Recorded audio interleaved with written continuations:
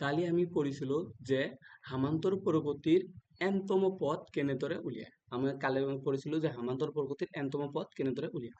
তাৰে কেইটামান এক্সাম্পল কৰিছিলো, যে এক্সাম্পল নম্বৰ 3 কৰিছিলো আৰু 4 কৰিছিলো, তাৰপিছত আমালোকে 5ও কৰিছিলো। আজি আমালোকে কৰ পৰা কৰিম, এইটোতো বুজিছিলা যে থাৰ্ড টাৰ্ম দিয়া আছে, তাৰপিছত 7 টাৰ্ম দিয়া আছে, তেন্তে সামান্তৰ প্ৰগতিটো এটা কেনেদৰে উলিয়ায়।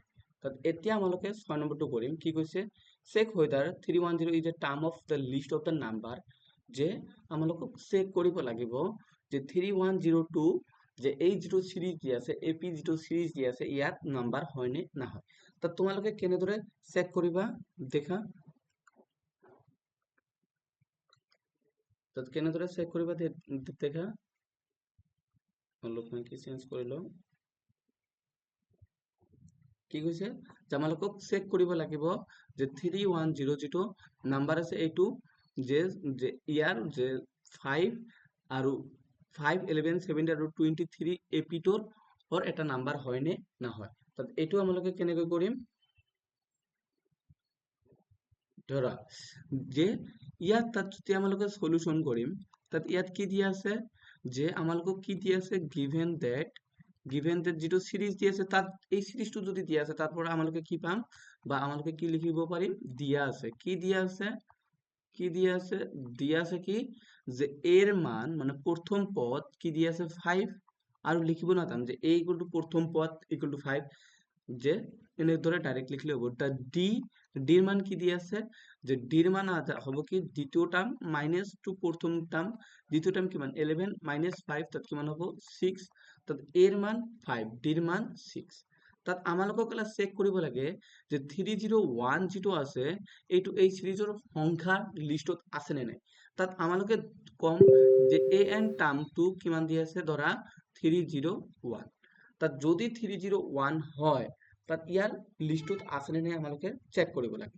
যদি এনৰ মান ন্যাচাৰেল নাম্বাৰত আহে, তেতিয়াহে ক'ব পাৰিম, কিন্তু মই বুজাইছো। ধৰা এ এন কিমান আছে, a plus n minus 1 into d. তাত এ এন কিমান হ'ব, এ এন কিমান আছে 301, এর মান কিমান আছে 5, N minus 1 into D, N minus 1 into D, 301 এনৰ মান উলিয়াব লাগে। তাত এন্তে ডিৰ মান কিমান দিয়া আছে আমালোকে ইয়াত 6। তাত ইয়াৰ পৰা যদি তোমালোকে কি কৰিব বিচাৰা, তাত 301 তাত ইয়াত প্লাস 5 আছে, এই সেটো তাহলে কি হ'ব -5 equal to n minus 1 into 6। তাত 301 ৰ পৰা যদি 5 আমালোকে সাবট্ৰাক্ট কৰো, কিমান হ'ব 296 equal to n minus 1 into 6। তাত এই 6 ইয়াত কি হৈছে, মাল্টিপ্লাই হৈছে, ইয়াত যদি আমরা ডিভাইড কৰো 296 বাই 6 equal to n minus 1, n minus 1। এতিয়া দেখা যে 296 যে 296 বাই 6 n মাইনাস 1 6 রে ডিভাইড হয় না হয়, যদি 6 রে কাটো কি হবে 6 আগে 9 9 18 রে না, তাই 2 দি কাটা, তাত কি বানাব 3, তাত ইয়াত কি আহিব যে যদি 148, কারণ 2 রে কাটিলে 1 4 8, ঠিক আছে 3 আৰু দেখা ক্যান্সেল না, 3 ৰে যদি ক্যান্সেল দিব বিচাৰা না যাব, 3 4 গুণ 12 আৰু আহিব কিমান 228, যি 3 ৰে কাটা না যায়। তাৰ মানে কব পাৰিম যে n এর মান কি n minus 1 equal to কি 148 by 13, n এর মান কি হব 148 by 3 plus 1, তো n এর মান কিমান হল 148 3, তাত এলসিয়াম যদি ইয়াত আমালোকে 3 লও, তাত কি বিয়ান হব 148 plus 3 by 3 মানে 151 by 3, তাত 3 রে আৰু ক্যান্সেল না যায়। তাত যেহেতু n এর মান কি হইছে আমালোকে জানো, তাত n এর মান কি আহিল 151 by 3। যেতিয়া ইয়াত তোমালোকে অলপ লক্ষ্য কৰা, যদি an 3012 এই সিৰিজৰ টার্ম হল হেতেন, তেন্তে আমালোকে কি পালো হয়, n এর মান ন্যাচারাল নাম্বার পালো হয়। ন্যাচারাল নাম্বার মানে কি স্বাভাবিক সংখ্যা, স্বাভাবিক সংখ্যা। তার মানে যদি আমালোকে এই 301 টার্মটো 5, 11, 17 আৰু 23 চিৰিজত থাকিলে হয় তেন্তে এনৰ মানবিলাক আমালোকে এনে পালো হয় 2, 3 এনে ধৰা 35 এনে ধৰণৰ নাম্বাৰ পালোহেঁতেন। বুজি পাইছা? এনে ধৰণৰ নাম্বাৰ পালোহেঁতেন।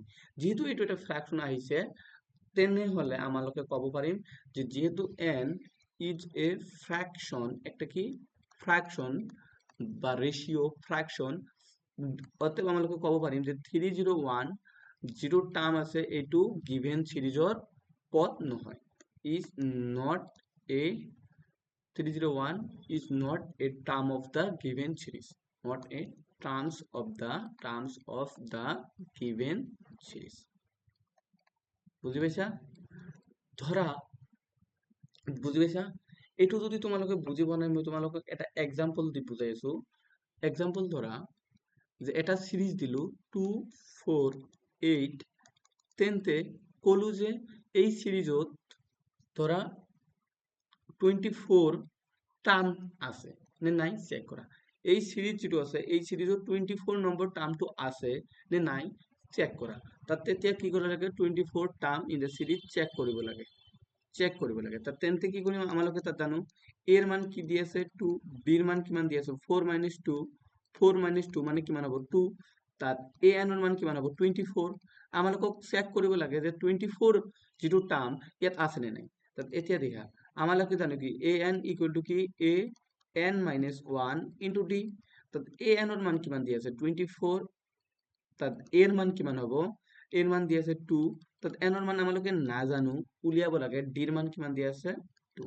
তাত দেখা যদি 24 - 2 তাত 24 ইয়াত যদি প্লাস 2 হয় তাত ইয়াত এই সাথে টানলে কি হ'ব -2, তাত n - 1 ইনটু 2, তাত ইয়াত যদি কি হ'ব দেখা 24 এর পৰা যেতিয়া 2 আমালোকে সাবট্ৰাক্ট কৰিম কেতিয়া কি হ'ব 22 ইকুয়াল টু n - 1 ইনটু 2, তাত ইয়াত 2 কি হৈছে মাল্টিপ্লাই হৈছে, তাত এই সাইডত আনলে কি হ'ব আমাৰ ডিভাইড 22 টু n - 1।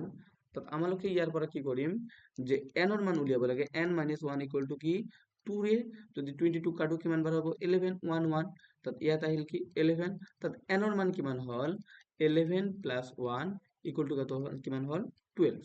তাত ইয়াত দেখা যে n ৰ মানটো কি পালো ন্যাচারাল নাম্বার হয়, 12 একটা কি ন্যাচারাল নাম্বার, ন্যাচারাল নাম্বার যদি ন্যাচারাল নাম্বার হয় এটা কি ন্যাচারাল নাম্বার। তাত যদি ন্যাচারাল নাম্বার তার মানে ক'ব পাৰিম যে 24 যেটো সংখ্যা আছে এইটো আমালোকৰ এপি আছে।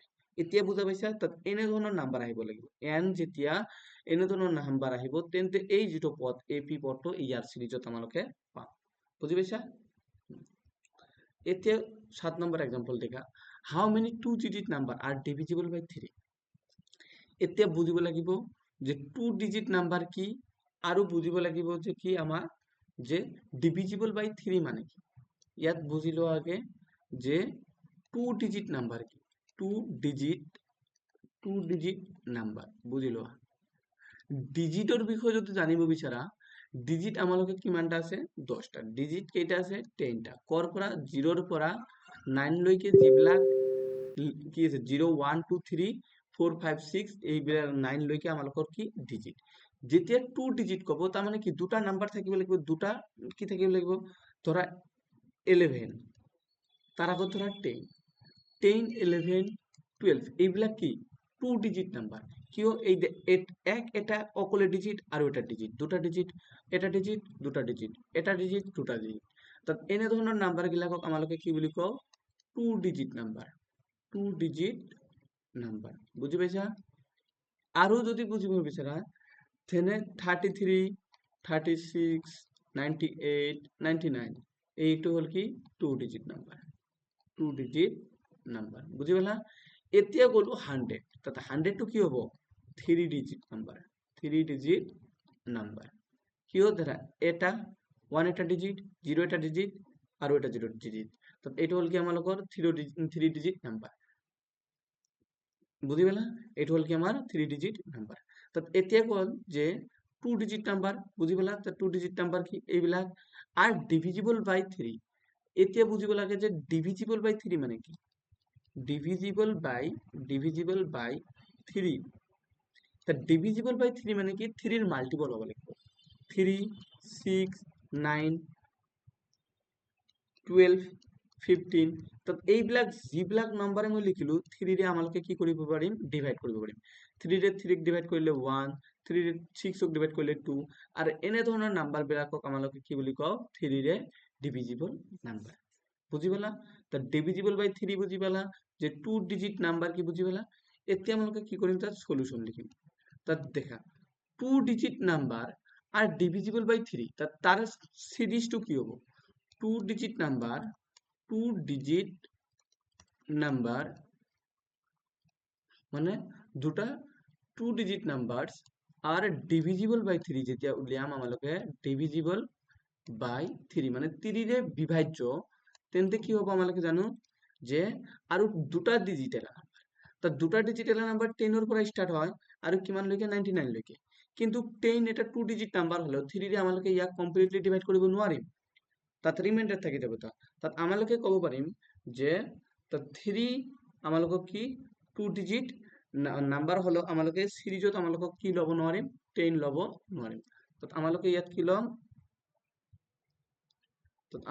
কি লম যে 11 লব নোৱাৰিম কাৰণ 11 3 ৰে ডিভাইড নহয় তাত কৰ পৰা স্টার্ট হ'ব 12 12 দেন কিমান হ'ব 15 12 3 রে ডিভাইড 15 3 রে ডিভাইড 18 3 রে ডিভাইড 21 3 রে ডিভাইড হয় ঠিক তেনেদৰে 99 আমালোকৰ কি হ'ব 3 ৰে ডিভাইড হ'ব তাত এইটো এটা কি পালো আমালোকে সিৰিজ পালো যেটো কি 2 ডিজিট নাম্বাৰ হয় আৰু ডিভিজিবল বাই 3 হয় 2 ডিজিট নাম্বাৰ আৰু ডিভিজিবল বাই 3 লাস্টৰ টাৰ্মটো কি 99 কাৰণ 3 ৰে ডিভাইড হয় তাত ইয়াৰ পৰা আমালোকে ক'ব পাৰিম যে ইয়াত a কি আছে প্ৰথম পদ যদি 12 হয় আৰু কমন ডিফারেন্স কিমান হ'ব 15 মাইনাস 12 কিমান হ'ব 3 তো AP2 আমালোকে কি পালো AP2 পালো কিমান 12 15 18 21 99 এতিয়া আমালোকক চেক কৰিব লাগে হাউ মেনি নাম্বাৰ এত কিমানটা নাম্বাৰ আছে যিটো নাম্বাৰে 3 ৰে ডিভাইড হয় তাত এতিয়া উলিয়াব লাগে কিমানটা নাম্বার তাত ইয়াত an কিমান দিয়া আছে an 99 আমাক উলিয়াব লাগে কি n এর মান কিমানটা n নাম্বার আছে যেটোৱে কি কৰে 2 ডিজিট নাম্বাৰ 3 ৰে ডিভাইড কৰে এতে উলিয়াব পাৰিবা নাই পাৰিম আমালোকে কি জানো we know আমি কি জানো we know that আমি কি জানো কি জানো যে an equal to a plus n minus 1 into d যেটো আমালোকৰ কি হয় n তম পদ উলিয়াৰ ফৰ্মুলা কি হল an equal to a plus n minus 1 into d তাত এতিয়া কি হ'ব যদি an হয় তাত এতিয়া কি হলো an এর মান কিমান দি আছে 99 অলপ আগতে কৰো n মান কিমান 12 যেটো প্ৰথম পদ দেখা এৰ মান কিমান 12 প্ৰথম পদ আৰু d এর মান কিমান 3 তাত প্লাস n এর মান আমালোকে জানো না জানো এটা উলিয়াব কৈছে n minus 1 d এর মান কিমান 3 তাত এতিয়া উলিয়াও n এর মান 99 মাইনাস প্লাস যদি 12 থাকে ইয়াতে হলে -12 equal to n minus 1 into 3 বুঝি পাইছা তাত 99 - 12 যদি কৰো কিমান হ'ব 9 এৰ পৰা যদি 2 সাবট্ৰাক্ট কৰো কিমান হ'ব 7 9 এৰ পৰা যদি 1 সাবট্ৰাক্ট কৰো কিমান হ'ব 8 তাত 87 equal to n minus 1 into 3 তাত এতিয়া কি হ'ব 87/3 equal to n minus 1 তাত যেতিয়া আমালোকে 3 ৰে ক্যান্সেল কৰিম কিমান হ'ব 2 গুণ কিমান 6 আৰু থাকিল কিমান 2 27 হল তাত কিমান হল 29 তাত n এর মান কিমান হ'ব 29 n minus 1 তাত এতিয়া যদি আমালোকে n উলিয়াব বিচাৰিম তাত 29 minus 1 ইফালে গলে কি হ'ব +1 তাত মানে কিমান হল 30 তাত n এর মান কিমান 30 বুজি পাইছা তাত যদি কয় হাউ মেনি 2 ডিজিট নাম্বার আর ডিভিজিবল বাই 3 তাত কিমানটা আছে 30 নাম্বার 30টা নাম্বার বুজি পাইছা আজি তোমালোকৰ ইয়াতে থাকিব থ্যাংক ইউ বা তোমালোকে কালি এটা কৰিবা যে 2 ডিজিট নাম্বার ডিভিজিবল বাই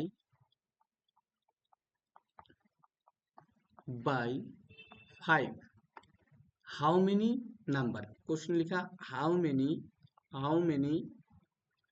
2 ডিজিট নাম্বার ডিভিজিবল বাই 5 কৰি আনিবা এটো তোমালোকৰ হোমৱৰ্ক থ্যাঙ্কস ভিডিও দেখাৰ কাৰণে আৰ যদি ভিডিও পছন্দ হয় লাইক আৰ সাবস্ক্ৰাইব কৰিবা।